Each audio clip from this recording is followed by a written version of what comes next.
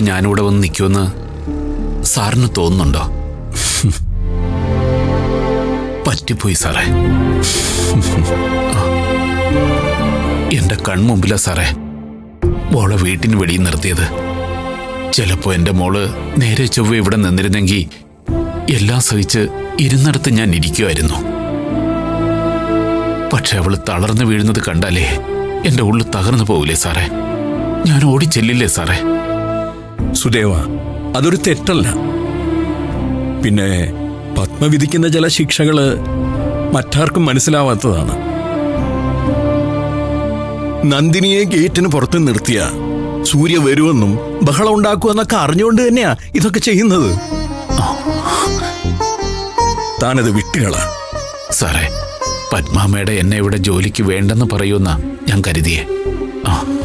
പക്ഷെ എന്നെ തന്നെ നിർത്തണമെന്ന് പറഞ്ഞ് മാഡം മാനേജരെ വിളിച്ചിരുന്നു. അതെന്തിനാന്ന് എനിക്ക് മനസ്സിലാവുന്നില്ല. ഒരു കാര്യം ചെയ്യേ, ഇന്നുകൂടി താൻ ഇവിടെ നിൽക്ക്. ആ സെക്യൂരിറ്റി ഏജൻസി നടത്തുന്നത് എനിക്ക് പരിചയമുള്ള ഒരാളാ. ഞാനവരെ വിളിച്ചോളാം. മറ്റെവിടെയെങ്കിലും അധികം അധ്വാനമില്ലാത്തൊരു സ്ഥലത്ത് തന്നെ നിർത്തണമെന്ന് ഞാൻ പറയാം. പണിയെടുക്കുന്നതുകൊണ്ട് എനിക്കൊരു ബുദ്ധിമുട്ടും ഇല്ല സാറേ.